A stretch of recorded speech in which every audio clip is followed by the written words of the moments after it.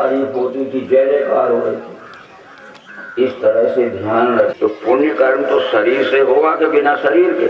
हम अपने शरीर से पुण्य कर्म करें, जनहित के कर्म करें, लूट खसोट के, छल कपट पाखंड के, व्यभिचार के कर्म कर तो हमारी क्या है? अपकीर्ति रूपी दुर्गंध फैलेगी, बदनाम होगा। इन सब बातों का विचार करते रहिए। फिर भागवत पुराण के चौथे स्कंद के पहले अध्याय के लंबी चली है, जो सवेरे हमने कहा था कि स्वयंभू मनु के दो पुत्र थे, उत्तानपाद और प्रियव्रत। तो ये राज जो रामायण में वर्णन आता है, रामायण में भी आता है। लंबे समय तक इस पृथ्वी का राज किया, बहुविधि प्रभु आयुष प्रतिपाला, ईश्वर की आज्ञा के अनुसार अपनी प्रजा को। बसत भव चौथपन, हृदय महादुख लाग, जन्म गयो हरि भक्ति में। बताओ, बुढ़ापे में मेरी जिंदगी बिना भक्ति के, वो भक्ति तो कर ही रहे थे पर उनके मन में ये आया, हृदय महादुख लाभ, उनके हृदय में बड़ा दुख हुआ कि जन्म गयो हरि भक्ति, मेरी जिंदगी बिना भक्ति के चली। ले वरवश राज सुतहि नृप दीना, नारी समेत गवन बन कीना। अरे अपने पुत्र प्रिय। 1,32,000 वर्ष का कलयुग होता है, 8,96,000 वर्ष का द्वापर होता है, 8,64,000 का द्वापर होता है, उसके बाद 12,96,000 वर्ष का त्रेता होता है और 17,28,000 वर्ष का सतयुग होता है। 17,28,000 वर्ष का सतयुग है, 12,96,000 वर्ष का त्रेता है, 8,64,000 वर्ष का द्वापर, 4,32,000 का कलयुग है। इन चारों युगों को जोड़ दीजिए और 100 में गुणित कर दीजिए तो भी 11 अरब नहीं होते। कोई मास्टर हो तो बुला ले, समझ रहे हो आप? अरे 17,28,000 वर्ष का सतयुग होता है, 12,96,000 वर्ष का त्रेता होता है, 8,64,000 वर्ष का द्वापर होता है और 4,32,000 का कलयुग होता है। इन चारों युगों को इकट्ठे जोड़ के जुड़ला और 100 को गुणित भी कर दे तो भी 11 अरब नहीं होते। तो कहते अकेले प्रियव्रत ने 11 अरब वर्ष राज किया। समझ में आती है बात? तो इस 11 अरब बाण ने अपने पुत्र वैवस्वत मनु को दिया। वैवस्वत मनु का नाम श्राद्ध देव मनु था। श्राद्ध देव मनु इसलिए था कि उनकी पत्नी का नाम श्रद्धा था, तो उन्हें कहते श्राद्ध मनु, वैवस्वत मनु, स्वयंभू मनु। मनु 14 होते हैं। कौन सा मनु? अरे विवस्वान ने अपने बड़े पुत्र श्राद्ध देव मनु को दिया, वो वैवस्वत मनु नाम उसका है, तो उनकी पत्नी का नाम कहते हैं। शंकर जी का नाम ले तो उमा शंकर कहते हैं, नारायण का नाम ले तो लक्ष्मी नारायण कहते हैं। पहले पत्नी का नाम आता तो श्राद्ध देव मनु को दिया विवस्वान ने नाम। और श्राद्ध देव मनु ने ज्ञान अपने पुत्र इक्ष्वाकु को दिया। मनु इक्ष्वाकु वे ब्रवीत एवं परंपरा प्राप्त में राज ऋषियों बिंदु। काले की परंपरा हजारों वर्ष तक चलाई। उसने विद्यालयों में ये ज्ञान भेज दिया। हर एक विद्यालय में, स्कूल में पहले ये विश्वरूप दर्शन का पर विश्वरूप परमात्मा की पहचान कराने वाला ज्ञान देना चाहिए। तो ज्ञान की परंपरा चलाई तो ज्ञान योग नष्ट हो गया। इसी ज्ञान को देने के लिए पृथ्वीका में रामचंद्र आ गए। रामचंद्र ने जिसका ज्ञान ये रामचंद्र जी के जाने के बाद 11,000 वर्ष तक भूल गए, तो कृष्ण कहते हैं कि वही ये पुराना ज्ञान मैंने याद कर लिया। जो सतयुग में विवस्वान के पास ये मानव जगत भूल गया, वही ज्ञान देने के लिए अर्जुन में आया हूँ। ऐसे परंपरा प्राप्त ऋषियों को मिला तो बहुत काल जाने से पार योग मिटाए, वही ये पुराना ज्ञान मैंने याद किया। और जब कृष्ण जी के चले जाने के बाद 5 दिन आया, ये अवतारों की परंपरा है। ऐसे परंपरा प्राप्त ऋषियों को मिला। इस तरह से मायावी जी कहते हैं कि मैं तो लड़ाई झगड़े की बात नहीं करूंगा, जो छलकपट पाखंड निकालने के लिए मैं बुद्ध अवतार बन के आया हूँ। खूब समझाऊंगा और समझाते समझाते मेरी बात जो नहीं मानेगा तो जब सब जग आगे धार है विवृष्टि स्वधन सुनकली द्वारा दंड दूंगा। उसमें 10 बार अवतार कल की बन के आऊंगा और घोड़े पर बैठा रहूंगा और बिना म्यान की तलवार। बुद्ध अवतार में वह समझाया था। अब तुम नहीं मानते हो तो घोड़े पर बैठा हूँ, मानते हो कि नहीं? तुम कहोगे सुन तो लीजिए, नहीं हाँ और ना में उत्तर दीजिए। मानते हो तो आ जाओ, नहीं मानते हो चले जाओ। सामधाम सामधाम, बस हो गया। मैंने कृष्ण अवतार में खूब संहार किया, समझ गए। तीर्थों में निवास करने से या भ्रमण करने से पाप धुल जाते हैं। तो कृष्ण ने कह दिया कि कंस का जो सब लिखा है, और जो हम अध्याय स्वर्ण बतलाते हैं उनकी नोट हम आपको देंगे, आप घर में भी पढ़ लेना। और जब पढ़े लिखे हैं हमारी खबर हो जाएगा तो धीरे धीरे आदमी को खो के खर हो जाएगा। धर्म ईश्वर नाम पर मत पंथ ब्रह्म फैला रहे, क्या कर रहे हैं। ठीक है, इस तरह से भागवत के फिर 5वें स्कंद के पहले अध्याय में प्रहलाद की कथा जाती है। हिरण्यकश्यप के पुत्र का नाम प्रहलाद था। रामायण में भी भगवान का प्रश्न आता है भागवत में, क्योंकि पुराण तो युगों युगों का धर्म का इतिहास बताने के लिए लिखे गए हैं। पुराण युगों युगों का इतिहास बताने वाले इतिहास है। उसमें लिखा है कि प्रहलाद को नरसिंह ने दिव्य चक्षु दिए थे। अब ये यहाँ भागवत में नहीं मिलेगा, क्योंकि भागवत जो व्यास जी ने लिखी है तो वो 5000 श्लोक में लिखी है। उसका नाम क्या है? शाश्वत संहिता है। तो शाश्वत संहिता किसको कहते हैं? ज्ञानियों ने को ये ज्ञान समझाना है। सन्यासियों का ग्रंथ है शाश्वत संहिता, यानी सन्यासियों का ग्रंथ है, अर्थ में लिखा होगा।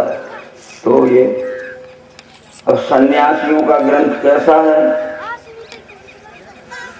त्रैविध्याम परे नास्ति सन्यास परमं तपः देवत्वमपि निश्चयात्। ऋग्वेद, अजुर्वेद और सामवेद में लिखा है कि मनुष्य जीवन की, ज्ञान की, तप की और योग सिद्धि की सबसे ऊंची अवस्था सन्यास है। जीव आत्मा ने जो मनुष्य शरीर में जन्म लिया है, तो मनुष्य जीवन की, ज्ञान की, योग की और तप सिद्धि की सबसे, उसमें ये भी लिखा है कि कर्म त्यागान संन्यासो न प्रेसो त्यागेन तू संधो जीवात्मनो रेत्यम संन्यासा प्रकीर्ता। घर द्वार बाल बच्चे छोड़ने से, काम धंधा नौकरी चाकरी खेती बाड़ी छोड़ने से कोई सन्यासी नहीं हो सकता। इनमें रहने से भी कोई सन्यासी नहीं हो सकता। संधो जीवात्मनो रेक्यम संन्यासा प्रकीर्ता।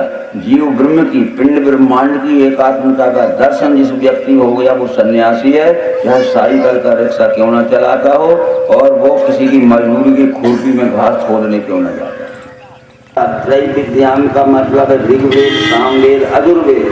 तीनों वेदों में लिखा है कि मनुष्य जीवन की, ज्ञान की, तप की और योग सिद्धि की सबसे ऊंची अवस्था नहीं विरोध। उमा जो राम के ज्ञान से समन्वित हैं और जिनके हृदय में से काम मद क्रोध के विकार निकल गए हैं, उनको सारा जगत अपने प्रभु का स्वरूप दिखता है। फिर राम ने भी तो कह दिया हनुमान को कि सो अनन्य जाके यश मति न टरे हनुमंत और मैं सेवक सचराचर रूप स्वामी भगवान। हे हनुमान, जो अनन्य भक्त उसे कहते हैं, सो अनन्य जाके मति न टरे हनुमंत। मति यानी बुद्धि में जिसकी यह ज्ञान अटल बैठ जाता है कि मैं सेवक हूँ और जितना जड़ चेतन चराचर स्थिति के रूप में सारा जगत दिख रहा है, ये हमारा स्वामी परमात्मा है। और कृष्ण जी ने कह दिया भागवत में और गीता में, भगवत गीता में लिखा है कि जितने आसुरी लोग हैं, जितने छली कपटी लोग हैं, वो कहते जगत झूठा है। भगवत गीता के 16वें अध्याय के 8वें श्लोक में लिखा है कि असत्यम प्रतिष्ठमते जगदाहुर्नीश्वरम। जितने अज्ञानी लोग हैं, जिससे आसुरी लोग हैं, खाने पीने के लिए खूब होशियार हैं और संसार को लूटने के लिए, तो असत्यम प्रतिष्ठमते जगत याहू अनीश्वरम, ये सारा जगत झूठा है। कौन कहते हैं? 16वें अध्याय में कृष्ण अर्जुन से कहते हैं कि जितने आसुरी लोग हैं, बुद्धिहीन लोग हैं, वो कहते हैं जगत झूठा है। हम तो यही बताने आए हैं अर्जुन, एहे कस्थम जगत कृतिष्णम पश्चाद सचराचरम मम देहे गुड़ा के। एक ही देह में मेरे स्थित पार्थ देख तू चराचर जगत सारा और भी जो चाहे। परंतु एक बात फिर समझ लीजिए आप कि रामायण में एक जगह लिखा है कि जगत झूठा है, पर कहने वाला पात्र कौन है ये भी ध्यान रखना। तब 10 कंठ विविध विधि समझाई सब नारी, नस बर रूप जगत सब मन में करो। रावण ने अपनी सब रानियों को बुला लिया और रावण कहता है कि ये जगत झूठा है, रावण कह रहा है। और राम ने तो हनुमान को कहा जगत ही परमात्मा। अब राम कह रहे हैं कि जगत ही परमात्मा है, शंकर भी कह रहे हैं जगत ही परमात्मा, पर रावण क्या कह रहा है? तब 10 कंठ विविध विधि समझाई सब नारी, नस बर रूप जगत सब मन में। रामायण में लिखा है रामा, अरे कहने वाला राम है कि रावण है? ये गीता में ही, इसमें भी लिखी है बात, और भागवत में भी लिखी। तो इन सब बातों का विचार करने के लिए अपनी बुद्धि को सात्विक बुद्धि बनाइए। हैं, सत्वगुणी बुद्धि इस बात को जानती है, रजोगुणी बुद्धि विषय भोग समेटती है और विषय भोगों में मस्त रहती है, उसे ज्ञान का कोई मतलब है। और ज़्यादा से ज़्यादा होगा तो नाम लेगा परमात्मा का, परंतु लूट मार नहीं छोड़ेगा। ये सब बातें आपको मालूम है। प्रारंभिक हम कह चुके थे कि रावण एक दिन में 3 बार पूजा करता था शंकर जी की, और ओम नमो शिवाय, ओम नमो शिवाय, ओम नमो शिवाय 1100 बार जाप करता था। और काम क्या करता था? देव यक्ष गंधर्व नर किन्नर नाग कुमारी, जीत बरी निज बाहुबल बहु सुंदर वर नारी। देवताओं की, यक्षों की, किन्नरों की, नागों की सुंदर बहन बेटियां छुड़ा लाया, रोका तो जेल में डाल दिया या मार काट दिया, और ओम नमो शिवाय और वह शंकर जी की पूजा। फिर परिणाम क्या हुआ? ऐसे सब ऐसे ठग लोग भी पुजारी होते हैं, और राम ने भी शंकर जी की पूजा की। रावण के बड़े पुत्र का नाम क्या था? मेघनाद। बादिनाद जासु जग में प्रथम लीक जग, संसार में पहले नंबर का योद्धा था, समझ गए? तो इंद्र डरता नहीं था किसी से। मेघनाद ने इंद्र को विजय करके बांध के लिया रावण के पास अपने पिता के। जब इंद्र खड़ा था बंधा हुआ, तो रावण ने कहा कि इंद्र आज तुझे फैसला तेरा ही करना है, तू देवों का राजा है, मैं राक्षसों का राजा हूँ, राजा का दर्जा बराबर होता है। तू मेरे सामने बंधा हुआ खड़ा है, मैं काट काट के टुकड़े कर सकता हूँ, जिंदा जला सकता, परंतु राजा का दर्जा बराबर होता है, आज तेरा फैसला तुझे ही करना है। इंद्र ने कहा मुझे प्राण दान दो। ठीक है, तो बोले कान पकड़ उठ बैठ के आज से बैर नहीं करूँगा। जब कान पकड़ के उठा बैठा था इंद्र के आज से बैर नहीं करूँगा, तो घर में बैठा रहा। जब तक मेघनाद नहीं मरा तब तक राम की सहायता भी नहीं कर सका इंद्र। और जिस दिन मेघनाद मर गया था उस दिन रथ भेजा था उसने, नहीं तो वो फिर पकड़ के ले जाता कि तुमने ईमान किया था कि आज से बैर नहीं करूँगा, काट देता रावण। तो इस तरह से वो मेघनाद अपनी कुल देवी की पूजा दिन में 2 बार करता है। सवेरे उठा, स्नान किया, देवी की पूजा कर ली। फिर पिताजी का आज्ञाकारी था कि पिताजी आज क्या हुक्म, पिता का संग दोष लग गया, उसकी बहन बेटी पकड़ के लाओ, उसका धन लूट के लाओ, उसको मार के आओ। क्योंकि वो नहीं करना चाहता था, पर पिता का आज्ञा का, तो संग दोष भी नहीं लगना चाहिए। हमारा बाप हो चाहे भाई हो, हमारे ईमानदारी के मार्ग चल। और शाम को आया मेघनाद तो फिर नहा के देवी की पूजा की। फिर दिन सवेरे शाम देवी की 2 बार पूजा करता था। जब लक्ष्मण मेघनाद का युद्ध शुरू हुआ तो मेघनाद देवी के देवालय में आशीर्वाद लेने गया था कि हे देवी, मैंने जिंदगी भर तेरी एक दिन में 2 बार सुबह शाम पूजा की, आज मुझे आशीर्वाद दे दे कि मैं अपने शत्रु लक्ष्मण को मार के आऊँ। तो लक्ष्मण ने मंदिर में घुस के मारा। फिर देवी ये नहीं कह सकी कि मेरे सामने हाथ मत चलाना, सड़क पर चला लेना। मानो देवी ने ही बुलाया था कि ये कपटी मेरी पूजा करता है और क्या कर रहा है ये। अरे पिता का भी संग दोष नहीं लगना चाहिए, तो हम संग दोष से भी बिगड़ते हैं, समझ गए? अरे हम पिताजी की आज्ञा माने। को न को संगति पाए न साई, बोलो, को न को संगति पाए न साई, रहे न नीच मते चतुराई, और सठ सुधरे सत्संगति पाई। इस तरह से हमारा कर्म का फल हमारा जिम्मेदार है, और जिसका कर्म उसके फल के जिम्मेदार है। ठीक है, एक बात यहाँ आती है मित्रों, याद करो उस दिन की, खूब समझ लेना देवियों। हम अब बुद्धिमान हैं, मनुष्य बुद्धि प्रधान प्राणी होता है। याद करो उस दिन की जिस दिन किसी की सिफारिश काम नहीं आएगी, जिनके लिए तुमने किया है। फैसले के समय सब दूर दूर खड़े देखते रहेंगे, बनना तुम्हें पड़ेगा। जैसे मैंने कोई बुरा काम किया है और जब मुझे पुलिस बांधने आएगी, ठीक है, तो मेरे माता पिता भी कहें कि हमारे पुत्र को छोड़ दे, हम दोनों को बांध ले, तो मानेगी पुलिस? क्योंकि मैंने किया है। वो माता पिता भी कहें कि हम दोनों को बांध ले हमारे प्रिय पुत्र को, नहीं माने। फिर मेरे भाई बहन कहें कि हमारे भाई को छोड़ दो, हम दोनों को बांध दो भाई, मानेगी पुलिस? हमारी प्रिय पत्नी भी कहे कि मेरे प्रिय पति को छोड़ दो, मुझे बांध ले, मानेगी पुलिस? अरे जिसने किया है उसको बांधना पड़ेगा, फिर काय को बुरा करते हो अपने परिवार के लिए? याद करो उस दिन की जिस दिन किसी की सिफारिश काम नहीं।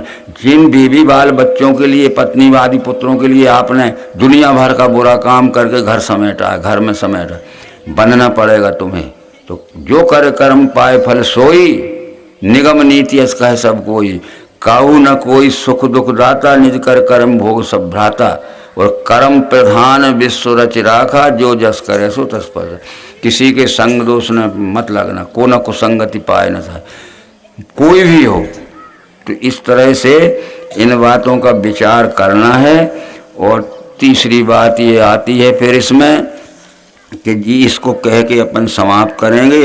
अब आप ये मत समझना कि शाम तक वो, जब हम दही डालते हैं ना घी निकालने के लिए, तो मथानी चलाते हैं तो ऊपर क्या आ जाता है, और घुमाते जाओ तो मक्खन भी घुल जाएगा, तो उतना उठा लीजिए बस। तो इस तरह से सार सार को गहरा है, भूसा दे उड़ाए, सदगुरु ऐसा चाहिए जैसे सूत सुबह। तो सार को पकड़ लीजिए, अपन समझदार हैं भाइयों, और इतना समझ में नहीं आता है तो फिर अभ्यास करिए और सत्संग मत छोड़ना। एक प्रसंग आता है, इसके बाद छोड़ देंगे हम, खूब ध्यान रखना है आप। महाभारत जो लिखा गया है उसके रचना काल 3 है। महाभारत के अंतर्गत भी भागवत आती है, महाभारत के अंतर्गत रामायण भी आती। 1 लाख श्लोक पे लिखा, इतना बड़ा पुस्तक है, 18 पर्व हैं उसमें। तो महाभारत जब लिखा गया है तो व्यास जी उसके लेखक हैं। अष्टो श्लोक सहस्त्राणी, अष्टो श्लोक शतानी चा। व्यास जी कहते हैं मैंने 8800 श्लोक लिखे हैं, और इसका नाम महाभारत नहीं है, इसका नाम जय संहिता है। इसलिए हर एक पर्व के शुरू में लिखा है कि नारायण नमस्कृत नरम चैव नरोत्तम, देवी सरस्वती चैव ततो जय मुदीरयेत्। उस ग्रंथ का नाम महाभारत नहीं है, जय संहिता है, क्योंकि धर्म की जय हो गई, उनकी पांडवों के अधर्म का नाश हो गया। कौरों क्या नाम था जी? हर एक पर्व के शुरू में लिखा है कि नारायण नमस्कृत नरम चैव नरोत्तम, देवी सरस्वती चैव ततो जय मुदीरयेत्। मैं नारायण को और देवी सरस्वती को नमस्कार करके जय संहिता लिख रहा हूँ। अष्टो श्लोक सहस्त्राणी, अष्टो श्लोक शतानी। मैंने जो लिखे हैं 8800 श्लोक लिखे हैं। आज भी महाभारत रखा है, अपने सामने रख लेना, और व्यासोवाच श्लोक निकाल लेना, 8800 श्लोक हैं। अरे महाभारत के समय तो परीक्षित का जन्म ही नहीं हुआ था, वो तो उत्तरा के गर्भ में था, समझ गए। उसके बाद जन्म हुआ। कृष्ण जी, अश्वत्थामा ने जहर दे दिया था कि गर्भपात हो जाए तो पांडवों का वंश ही खत्म हो जाए, पर कृष्ण जी ने गर्भपात बचा लिया था। राम बाणों सदी, देखो उसमें सुदर्शन चक्र घूम रहा था, ये गड़बड़ सड़बड़ छोड़ दे। आज राम बाण दवा होती है नहीं, तो कृष्ण जी ने गर्भपात बचा लिया। उसके बाद परीक्षित का जन्म हुआ। परीक्षित जब 40 वर्ष का हो गया तो वैशंपायन ने परीक्षित को सुनाई थी कथा। अब वो बात अलग है कि जब मरे सांप की आएगी, तो उस वक़्त वैशंपायन क्या लिखते हैं, चतुर्विंशति सहस्त्राणी चक्रे भारत संहिताम। 8800 श्लोक तो व्यास जी के हैं ही, पर 24,000 श्लोक मैंने 40 वर्ष के बाद जोड़े हैं। चतुर्विंशति सहस्त्राणी चक्रे भारत संहिताम, तो 8800 श्लोक व्यास जी के हैं और 24,000 श्लोक वैशंपायन ने मिलाए हैं, और उसका नाम बदल रहा हूँ मैं। अब जय संहिता नहीं रखूँगा, इसका नाम भारत रख रहा हूँ। चतुर्विंशति सहस्त्राणी चक्रे भारत संहिता। और एक शब्द और बदला, जहाँ लिखा है उसमें कि नारायण नमस्कृत नरम चैव नरोत्तम, देवी सरस्वती चैव। तो देवी सरस्वती व्यासम, मैं नारायण को और सरस्वती को, व्यास जी को नमन करके अब इसका नाम बदल रहा हूँ, भारत रख रहा हूँ। 24,000 श्लोक, अब भारत नाम रखा। पर उनकी लगभग 1 शताब्दी बाद सूत जी ने कहा, सौनकादि ऋषियों, तो एकम सहस्त्राणी वही युक्तम वही निबोध, एकम शत सहस्त्राणी मई युक्तम वैन, 1,00,000 श्लोक मैंने किए हैं, सूत जी कहते 100 वर्ष बाद। एकम शत सहस्त्राणी, 100,000 श्लोक मेरे समय में किए हैं मैंने जोड़ के, अब इसका नाम महाभारत हो गया। तो खूब समझ लीजिए आप बस। इसलिए व्यास रचित जो 8,800 श्लोक का क्या है जय संहिता, उसमें कहीं नहीं लिखा है कि द्रौपदी के 5 पुत्र हैं। यहाँ रख लेना भारत, और भारत को पढ़ने वाले को बुला लेना तुम। कहीं नहीं लिखा है कि द्रौपदी के 5 पुत्र थे। द्रौपदी विश्व सुंदरी तरुणी थी। त्रेता में 3 विश्व सुंदरी तरुणी थी, मंदोदरी, तारा और अहिल्या। उस समय भी विश्व सुंदरी तरुणियों का चुनाव होता था, सिलेक्शन होता था। वो 18 से 16 से 22 वर्ष तक की महिला जो होती थी वो अनमैरिड होती थी, पर शादीशुदा नहीं होना चाहिए, वो चुनाव में खड़ी होती थी। तो त्रेता में तारा, मंदोदरी, अहिल्या ये विश्व सुंदरी तरुणी थी।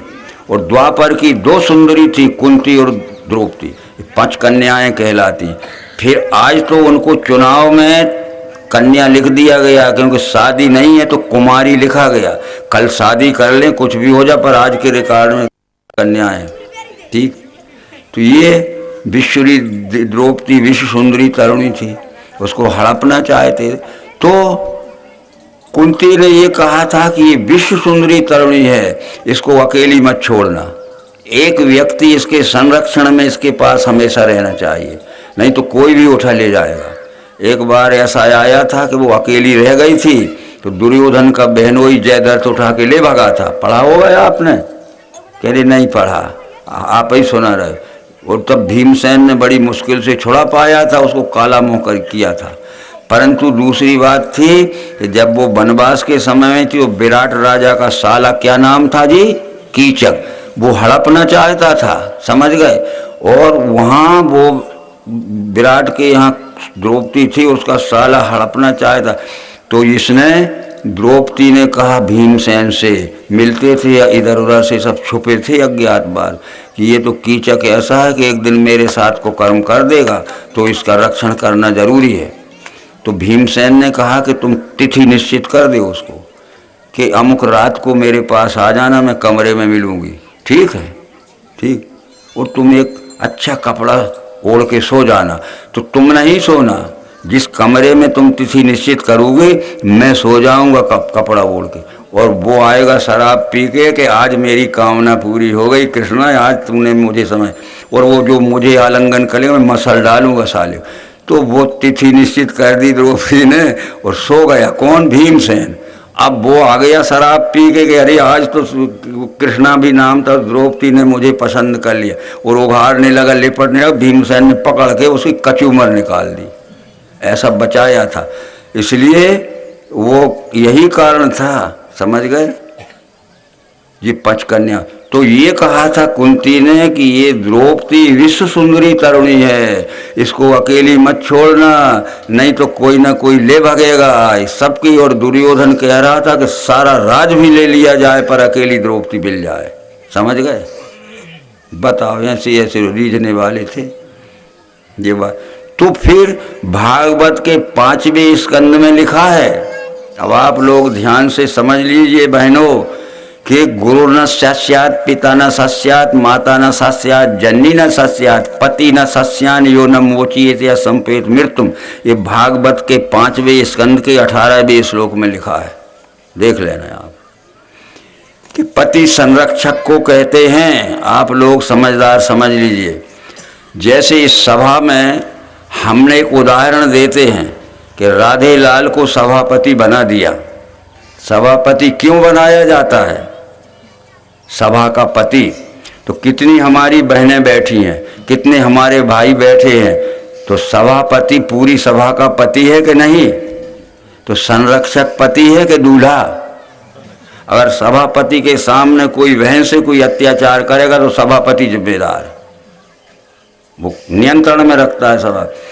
और अब यूं भारत में राष्ट्रपति होता है नहीं होता? 40 करोड़ महिलाएं हैं भारत में, तो राष्ट्रपति 40 करोड़ महिलाओं का पति है कि नहीं? कौन सा पति? संरक्षक। यदि किसी ने मर्डर किया है तो लोअर कोर्ट ने उस महिला की फांसी की सज़ा दे दी, हाई कोर्ट में जाएगी फांसी की सज़ा हो गई, सुप्रीम कोर्ट में जाएगी फांसी की सज़ा, अंतिम फैसला कहाँ जाएगा? राष्ट्रपति ने कह दिया, छोड़ दी गई। वो 40 करोड़ महिलाओं का पति है, दूल्हा है कि संरक्षक है? तो ये वो लिखा है भागवत में कि गुरु न स्याजा, पिता न सस्यान, पति न सस्यान और माता न सस्यान, यो न मोचिएत संपेत मृत्युम। फिर यूनिवर्सिटी में कुलपति होता है, कुलपति जिसे हम चांसलर कहते हैं, विश्वविद्यालय में कुलपति होता है। वहाँ जवान लड़कियाँ पढ़ती हैं पोस्ट ग्रेजुएट बड़े बड़े कोर्स में, तो सब लड़कियों का पति है कि नहीं? और किसी लड़की के साथ कोई लड़का अभद्र व्यवहार करता है तो वो कुलपति महोदय जिम्मेदार है, रेस्टिगेशन करें या पनिशमेंट करें। हमारा जाना हुआ एक विद्यार्थी निकाला गया है, वो कर्नाटक से, बेंगलोर से एक विद्यार्थी निकाला गया, यूनिवर्सिटी में पढ़ रहा था, तो उसने कुछ लड़कियों के साथ छेड़खानी कर दी। तो कुलपति ने कहा कि देखो ये तुम इस तरह हरकत मत किया करो, बहुत दिन से हम तुम्हारा चरित्र देख रहे हैं, आगे तुम्हें बुरी दशा मिलेगी। ताकीद दी, फिर भी हरकत करता रहा। वो कहा, उसके पिता को लिखा कि तुम्हारा पुत्र यहाँ हमारे यहाँ जो एजुकेशन ले रहा है इसको समझाइए, नहीं तो निकाल दिया जाएगा। हाँ, फिर पिता ने उसको समझाया, फिर भी हरकत कर दी, तो जो चरित्र में लिखा जाता है उसको निकाल दिया। उसके चरित्र में लिख दिया कि भारत के किसी बड़ी यूनिवर्सिटी में इसको प्रवेश न मिले, वो घर में बैठा है, उसके चरित्र पे। इसलिए ये चरित्रहीनता की बातें रहती हैं। तो कुलपति जो विश्वविद्यालय कहते हो, जिनको यूनिवर्सिटी कहते हो, उसको गुरुकुल भी कहते हो, तो उसमें उस यूनिवर्सिटी में, विश्वविद्यालय में लड़कियां भी पढ़ती हैं, लड़के भी पढ़ते हैं, तो वो उसका जो चांसलर रहता है, कुलपति कहते हैं उसको।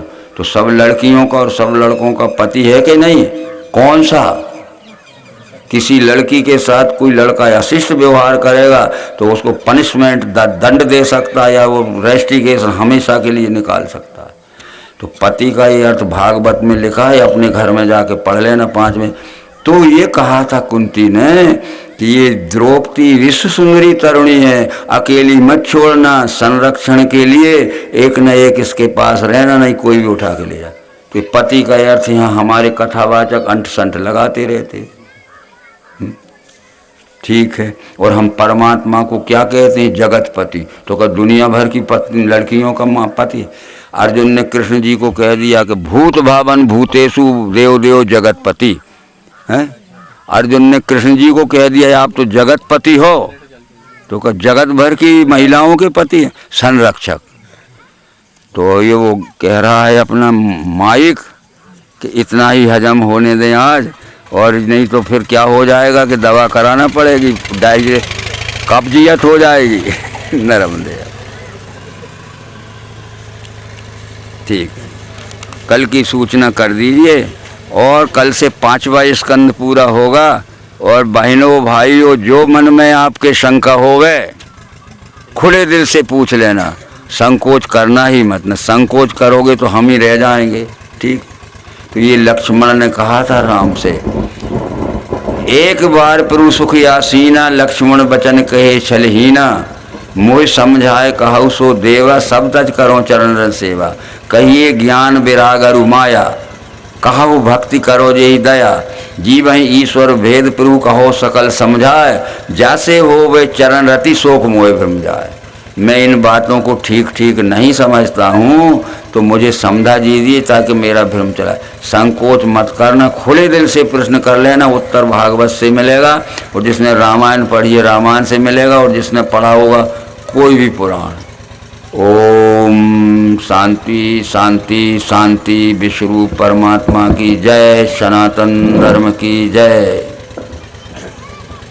आज का द्वितीय तो आरती और प्रसाद लेके ही सब लोग जाएंगे। लक्ष्मण चंद्रकुमारी आरती देखो। प्रत्येक निज धाम गमन तक के पूरा आपको सुनने को मिलेगा। इस तो वो परीक्षा